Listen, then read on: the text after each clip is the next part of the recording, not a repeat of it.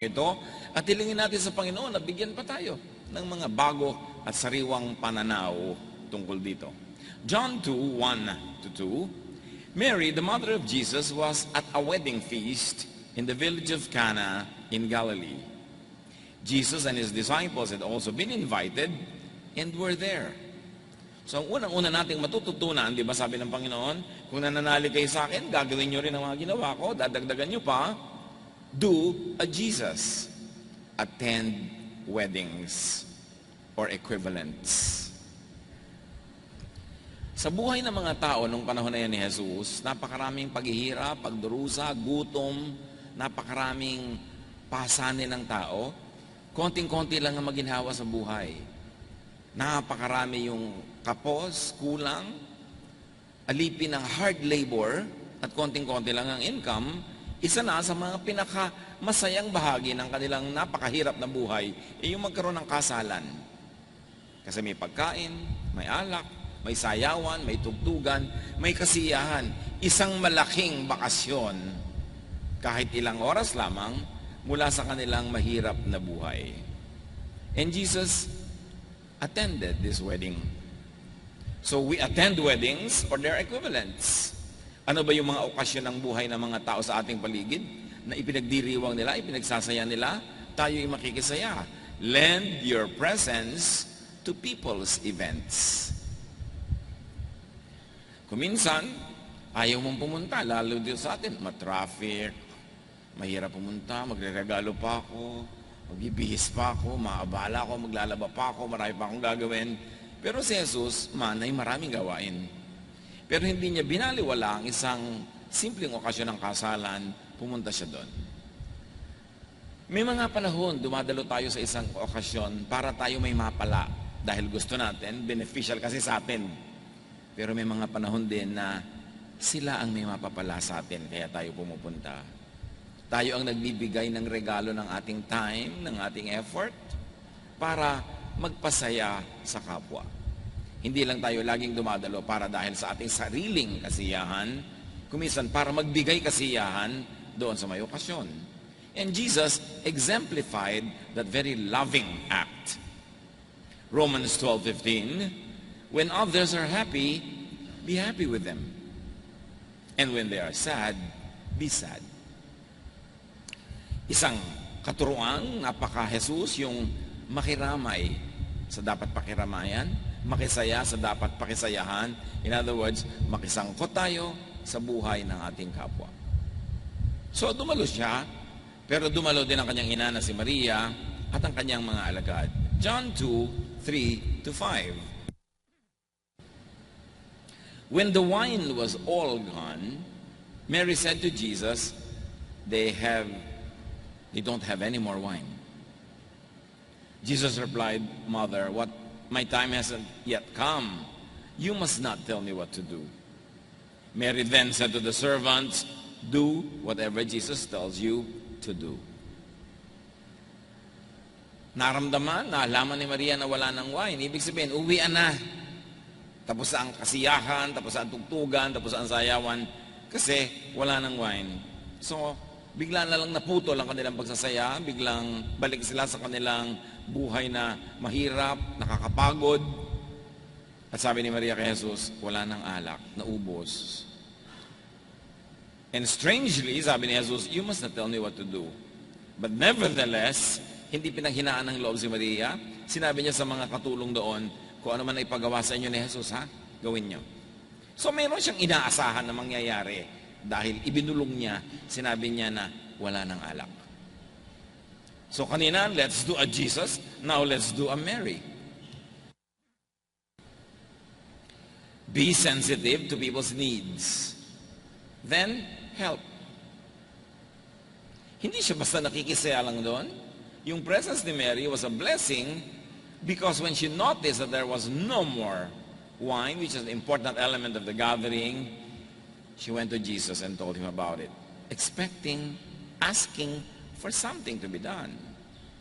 So do a Mary, be sensitive to people's needs, broker between demand and supply. Alam niyo yung broker between demand and supply, between may kailangan at pwedeng makatulong, between a pangangailangan and an answer, that is a very wonderful, beautiful ministry for God's people. At dyan magagaling ang marami mga nanay natin. Kung kanya-kanya ng pamilya yung mga anak niya o kanya-kanyang hanap buhay yung nanay, lagi niya ipinagdidilihensya doon sa mga anak niyang malaking kumita, yung mga mahinang kumita. Broker. Inilalapit niya yung may pangangailangan doon sa pwedeng makatugon sa pangangailangan na yon. And that's what Mary did. We too can do that, to broker between demand and supply. Alam mo, halimbawa, ng isang pamangkin mo ay walang pang-enroll, yun naman isang kapatid mo, mayroong extra money na nilalapit-lapit mo, yung isang pamangkin natin, wala siyang pang-enroll. Ganun ang mga trabaho ng mga anak ng Diyos. Pinagdudugtong yung nangangailangan doon sa sagot sa pangangailangan na yon. Of course, without needing to abuse the one who is extending the help. So do a Mary, be sensitive, broker, and intercede. She interceded in behalf of the hosts, yung mga merong handa, but also in behalf of those who were enjoying the gathering, whose enjoyment would suddenly be cut. And do a Mary, believe in your prayer. In a manner of speaking, Mary prayed to Jesus, they have no more wine. There are words between the lines. Kaya ang sabi sa kanya ni Jesus, don't tell me what to do. Ibig sabihin, alam ni Jesus na may pinapagawa sa kanya. Nonetheless, Mary told the servants, do whatever Jesus tells you. She was expecting and praying that Jesus would do something to solve the situation. Mark 11:24 tells us, therefore I tell you, whatever you ask for in prayer, believe that you have received it, and it will be yours. So Mary asked, Mary believed that she would receive what she asked for. That's why she told the servants, do whatever Jesus tells you. And then act on your prayer before you see results. Act on your prayer before you see results. Ang prayer ni Mary, do something. And before even seeing a result, she already acted on it. Sinabi niya sa mga katulong, kung ano man ang instructions sa inyo, gawin nyo. Hinanda na niya yung setting para mangyari yung kanyang hinihingi. Faith moves mountains. And a prayer of faith believes that the mountain already moved before it actually physically obeys. Sa pagpapatuloy ng kwento, John 2:6-11. At the feast there were 6 stone jars, water jars, that were used by the people for washing themselves in the way that their religion said they must. Each jar held about 20 or 30 gallons. Ang dami nito. 6 jars times 20 gallons, di 120 gallons na yon. Kung 30, di 180 gallons ang laman ng mga jars. Nakataob lang doon dahil wala namang seremonya, walang ritual, hindi ginagamit. So these were empty jars, seemingly innocent, useless items at the moment, but would have starring roles in what Jesus would do.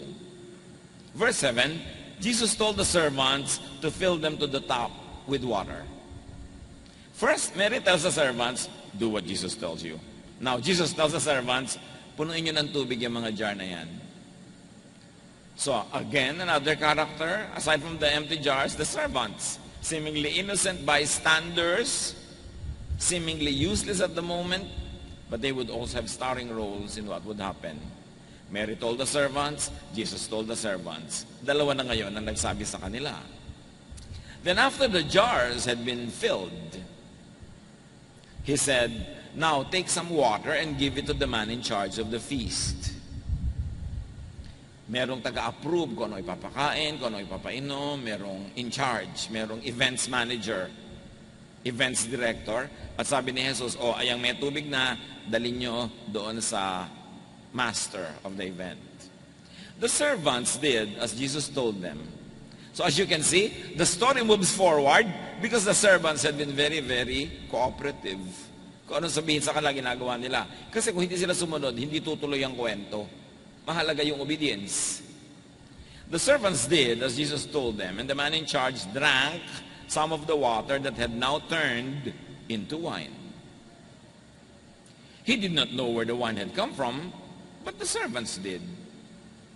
Sinabi ni Jesus, o dali nyo yan, patikimin nyo yung master of the program kung a-approve niyang isa-serve ang alak na yan. Hindi alam noong master of the event kung saan galing yung alak.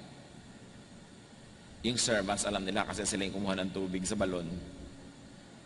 He called the bridegroom over and said, ikaw kakaiba ka.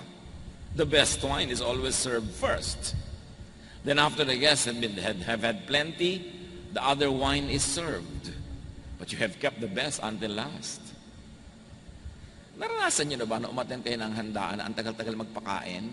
Especially, halimbawa, kasalan, ang tagal magpakain. Tapos may konting kung ano mang nakakain doon sa mesa. Halimbawa, butong pakuan, o mani, o mga balat-balat na kung ano-ano. Di ba ang sarap? Kasi gutom pa kayo gutom pa kayo. Kaya appreciate yung kung ano yung nandun. Pero pag sunod-sunod nang dumating yung pagkain, hindi mo na na-appreciate. Kaya sabi nitong program director, ikaw yung iba, yung pinakamasarap na wine, unang sinaserve. Kasi na-appreciate masyado. Kasi pa yung mga tao, sabik pa. Pero pagka sila nabubusog-busog na, yung mga second at third class wine na lang nilalabas, kasi hindi na masyado nakahalata ng mga tao yun dahil busog na sila. Pero ikaw kakaiba. Sa huli mo pa pala ilalabas yung superior. In other words, the wine produced by Jesus from this water was even more superior to the wine that was served originally. This was Jesus' first miracle. And he did it in the village of Cana in Galilee. There, Jesus showed his glory, and his disciples put their faith in him. Tumuloy ang handaan, tuloy ang kasiyahan, mamaya na uli ang pagdurusa, ang gutom at pagod, hinabaan ang okasyon. At sabi sa atin, ito ang unang himala ni Jesus. Kauna-unahan, ginawa sa isang maliit na baryo, sa isang maliit na kasalan, pero sa pamamagitan nito, ipinakita niyang Jesus ang kalwalhatian ng Diyos. At ang kanyang mga alagad, magsisimula pa lang ang ministry niya nagtiwala na sa kanya, nanalig. So do a Jesus.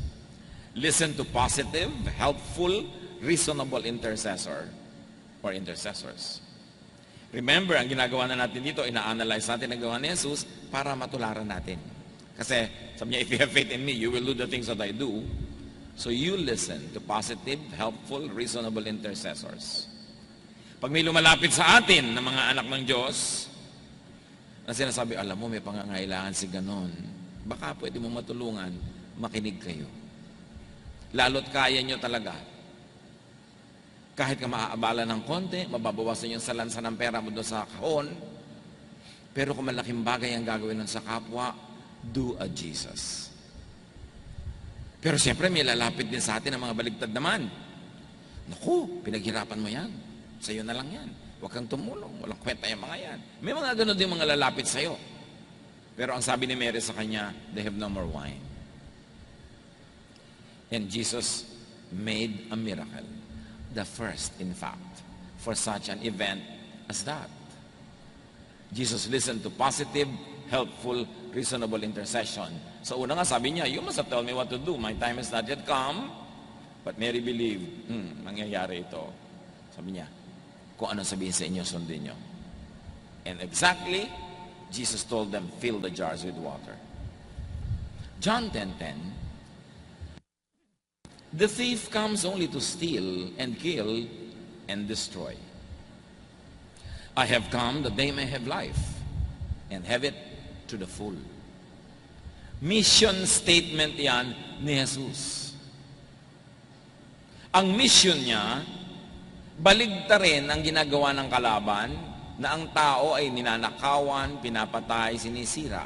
Sabi niya, dumating ako para bigyan kayo ng buhay, buhay na punong-puno, buhay na masigla, masagana, masaya, buhay na gusto ng Ama para sa inyo. Yun ang gusto ni Jesus. Kaya naman very consistent na nandun siya sa kasalan, iigsi na yung buhay ng party, pinahaba niya. Sukdang yun ang maging kauna-unahan niyang himala. Bakit hindi ang kauna-unahan niya, halimbawang himala, ay nagkaroon ng libo-libong mga tao na nagsisi sa kanilang kasalanan at lumapit sa Diyos. Parang mas religious yun, mas cinematic, mas maganda ang dating dapat sa mga religyoso. Bakit hindi pagpapalakad ng mga pilay at mga lumpo? Bakit hindi pagbibigay ng paningin sa mga bulag? Bakit wine? Di ba minamasama pa nga na maraming relihiyoso yung wine? Bakit wine? Parang napakababaw naman yan. Parang napaka-vain, napaka-worldly. Ang kauna-unahang himala ng anak ng Diyos ay hindi paglapit sa Panginoon ng mga kaluluwa ng napakaraming tao, kundi pagpapahaba ng isang party. Diyan natin nakikilala ang pag-ibig ng Ama through Jesus, na madalas hindi natin nakikilala kasi marami ang tingin natin sa Diyos, killjoy. Yung, ay tama na ang party, uwi na. Anong wine? Diba? Tubig na lang. Bakit maghahanda-handaan pa kayo? I-donate nyo na lang sa simbahan yan. Mga ganun ang alam natin. Nakaturoan, baligtad sa katotohanan ng Ama na ipinapakilala ni Jesus. Kaya maraming Kristiyano, kahit ang tagal-tagal na nila sinasabing Kristiyano sila, they need to be reacquainted with the true Jesus and the true God. Kasi puro ang nalaman lang nila yung mga itinuro sa kanila ng relihiyon na madalas baligtad. Isang Diyos na killjoy, isang Diyos na ayaw ka mag-enjoy, isang Diyos na puro parusa ang alam, at Diyos na laging galit. But God sent Jesus because God was so unhappy with the way people perceived Him and with the way religions have been teaching about Him. So Lord Jesus, produce and contribute high-quality wine to people's lives, to people's events and moments, whatever the equivalent of that wine is. Hindi laging wine. Pupunta ka sa isang handaan, alangan naman ang dala-dala mo lang isang gutom na sikmura. Bay magdala ka naman. Mabuti nga nung araw Pag may mga okasyon, nung mga hanggang 1960s, ganyan. Lahat ng okasyon, yung mga bisita may bitbit. Kahit nga mga piyesta noon, yung mga bisita may dala-dala kahit pineapple juice, o fresh pinya, o pakwan, lagi may contribution. When you go to an event, contribute when you can. Para yung mga talagang walang-wala, kapos sa kapos, sila na lang yung pupunta doon para mabusog, para mag-enjoy ng libre. Pero lahat ng kayang tumulong, dapat tumulong. May ikakasal kang anak ng kaibigan, contribute. Pupunta ka sa isang okasyon, bring something positive. Even just a positive disposition. Even just a cheerful emotion that will add to the enhancement of the event. But always contribute high-quality wine, whatever that wine is, to people's lives. Mabuti pa si Karl Marx, tinatawag nila na siyang pasimuno ng communism, pero very Christian yung iba niyang idea. Sabi niya, from each, according to ability, to each, according to need. Kung anong kaya mo, at kung anong pangangailangan niya, pagdugtungin mo. Para yung pangangailangan ay maibsan, ang pagdurusa ay mawala, at ikaw naman makatulong. Mahalagang makatulong. At malinaw ang Bible, He created that wine to show God's glory. Can you imagine yung glory ng Diyos na equate sa wine? Surely many religious people will think that there are more other-worthy causes to attach to the glory of God. But this is such mundane, so ordinary. At yun nga ang ginawa ni Jesus. As they say, God is in the details. So ang pag-ibig ng Diyos ay nasa mga detalye, sa maliliit na bagay, pero mahalaga. Enhance, extend people's enjoyment. Yung ang ganda-ganda ng usapan, ang ganda-ganda ng kwentuhan, tapos bigla mo sisirain, tapos sabi mo, ay teka, gabi na, uuwi na ako. Baka may mga panahon mo na pwede mong iambag yung oras mo para yung kaligayahan ng iba humaba. Medyo mag-sacrifice ka na ng konti. Hindi laging sarili lang ang iniisip. Iniisip natin kung paano ba aayusin pa ito lalo. A-attend ka ng church, puro pintas ang ibibigay mo. Hindi ka maggawa ng solusyon para ipinipintas mo, masolve. Sabi mo, pambihira naman itong church na ito. Kung pupunta ako dito, maalik ka mukhang silya. Abay, di dumating ka ng 1 hour before, punasan mo lahat yan. Hindi ba magandang contribution yun? Hindi yung puro kapintas. Do something to solve an issue instead of just complain. And then make life lighter, happier, more pleasurable for others. That's what Jesus did. And in doing so, He showed the glory of God.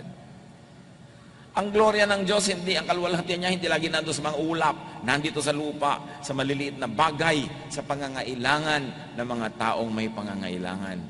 Pagka yan ay dinugtungan mo, pinasaya mo, nilagyan mo ng positive contribution, you are glorifying God, like Jesus did. Life for most people can be full of hard work, can be beset with hunger, thirst, lack of good things, made painful by separation, by loss, by defeat, by suffering. So mahalaga sa buhay ng iba, lalo't halos malapit ng tumalon sa building, yung party, socializing, some wine, some food, some dancing, which really means merrymaking. Merrymaking isn't bad. It is not ungodly. Jesus extended exactly that, a merrymaking event, which gives people happiness, rest from hard work, and enjoyment. Sabi ni Jesus, I came that you may have life and have it to the full. I did not come to cut your happiness, but to extend it. I did not come to make your life just black or white, but to fill it with color. I want you to have a full, meaningful life. This is the will of God the Father in heaven for you. That's why Jesus was sent. Merrymaking means what many religious people might consider vain and worldly and sinful. And it's included in what is being stolen and destroyed by the enemy. Jesus came to restore it. Merrymaking was Jesus' venue for his first miracle, which tells all of you and me and all of us that was very significant. Merrymaking was Jesus' venue for showing God's glory. Colossians 1:15, the Son is the image of the invisible God. You don't see God the Father in heaven, but through the Son you see the Father. So what the Son does, everything visible, tangible, audible, that is the will of the Father for us, personified by Jesus. Isinakatawan ni Jesus yung hindi nakikitang Diyos Ama. Kaya ang totoong pagpapakilala ng Diyos Ama sa atin ay yung pagpapakilala ni Jesus. Christ is exactly like God, God who cannot be seen. That's what the contemporary English version says about the same idea. John 1:14, from Him all the kindness and all the truth of God have come down to us.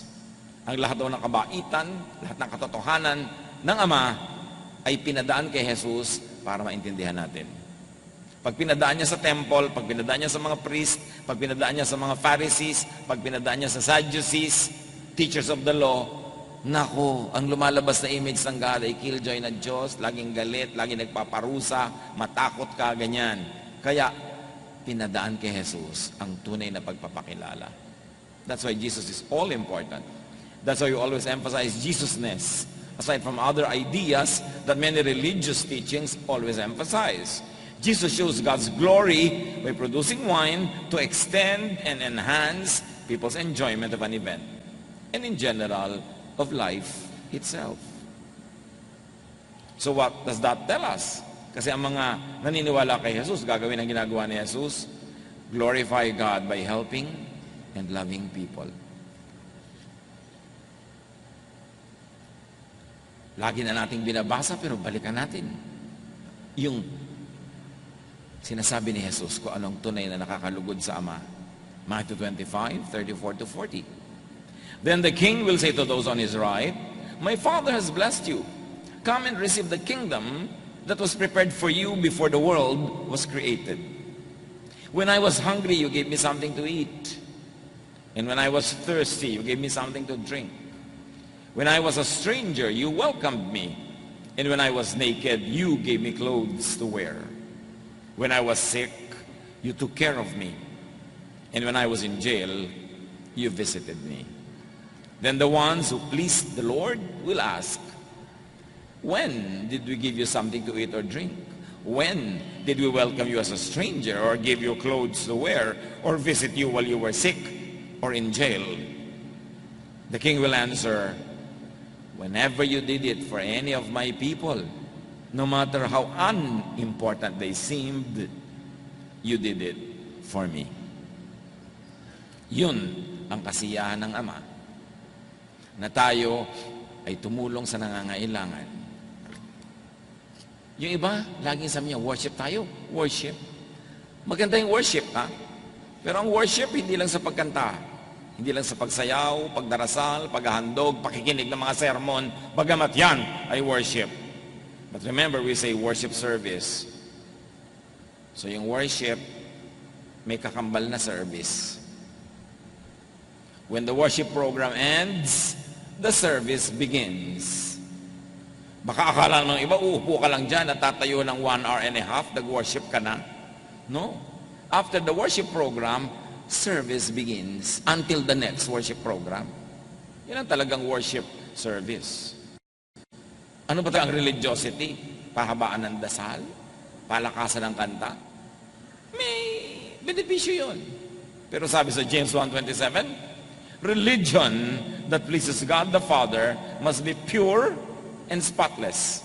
And what does it mean to be pure and spotless? You must help needy orphans and widows and not let this world make you evil. Yun ang tunay na high quality religion. High religion to God is you and me helping the needy. Yun ang worship na may service. Worship service. At pag sinabing pure and spotless, attendance in religious events. Ang tunay na pananampalataya sa Diyos, ang mataas na uri ng pagiging relihiyoso, ay ang pagiging mabuti sa kapwa. At hindi nakalalampas sa pansin ng Ama. At yan daw ang mga gagantimpalaan pagdating ng panahon. John 30:35, if you love each other, everyone will know that you are my disciples. Hindi ang pagkakakilanlan sa iyo na disipulo ka ni Jesus ay kung gaano kalaking Bible ang dala mo at kung anong bersyon. Hindi kung gaano ka, paano ka binautismuhan. Hindi kung saang church ka uma-attend.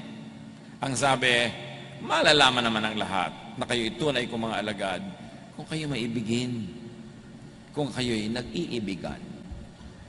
Baligtad pa nga, marami mga religious people, habang nagiging religious, nagiging mabangis, nagiging masungit, nagiging palaaway sa kapwa niya religious dahil nagkukontes sila kung sino ang mas tama. Nag-aagawan ng mga members sa mga churches, nagsisiraan. Hindi yon ang patunay na ikay nananalig kay Jesus. Ang patunay ay maibigin ka. You attend people's events, you contribute positive things, you allow people to enjoy their lives, and you contribute to its extension. Yun ang tunay na high religion. The Jesus wine says, I love you. I love your enjoyment. I love your comfort. I love your well-being. They are all important to me. Yun ang sinasabi ng Jesus wine. Pagkadarating kayo sa bahay, may tulog, tapos yung paa nyo para kayo mga sundalong Aleman na nagmamarcha, nagising na sila lahat. Ang sinasabi ng mga yabag mo, I don't love you, I don't respect you, I don't care about your sleep. Malakas akong kumilos, malakas akong magsara ng pinto, padabog-dabog ako magbababa ng mga gamit because I don't love you, I don't care na magising ka. Pero yung kilos mo, nag-iingat ka dahil may natutulog, kahit mas mataas ang ranggo mo doon sa tulog, alagad ka nga ni Jesus. Yung pagkasinasabing, don't park here kasi matatakpan mo yung daan ng mga tao, nagpa-park ka, tapos susimba ka pala, you don't love people. You don't respect people. Kaya mo sabihin, alagad ako ni Jesus. Kasi ang tunay na religiosity, pag-alala sa pangangailangan ng iba. pagtakip sa mga butas ng buhay nila, pagtindig doon sa mga lugar na walang tao para magkatao, pagpapasaya, pag-aalaga, pagpapakain. That is high religion. So who could be hungry or thirsty in your immediate social circle? At hindi lang hungry and thirsty for food and drink. Most of the time, people are hungry for attention, for fellowship, for companionship, for understanding, for kindness. You know, we should feel yun ang pwede. So that you can produce superior life. Who is naked? Nakedness not only in clothes, but sometimes in our name, sometimes in honor, sometimes in our sa pamilya, sa buwan. Is the naked person who is married, who is sick, who is homeless, who is in prison. This is the Jesus crowd. Jesus wants you to live for God. At kung ikaw yun, ikaw yung naked na yun, ikaw yung sick na yun, di ba lalo ba tayo magmamahal sa Jesus? Gunitain natin yung babaeng nakahuli sa akto na pananalo niya. Hubad na hubad na siya physically, and emotionally and spiritually. At dahil nasaklatan siya ng damit bago siya nalalagdag sa labas, nilalait siya ng lahat, nilibis yung limba niya. Hubad ka rin siya. Nakakatagal sa tingin ng marami. Nagpunta siya ni Jesus. Sabi ni Jesus, kaya ka yung kasalanan mo na that kind of compassion. That kind of compassion. Thirst for kindness, for accommodation. Gutom niya for love. At talay natin naman yung ginagawa niya. Baka siya nalaman sa buhay. Naghahanap ka ng love kung kanino.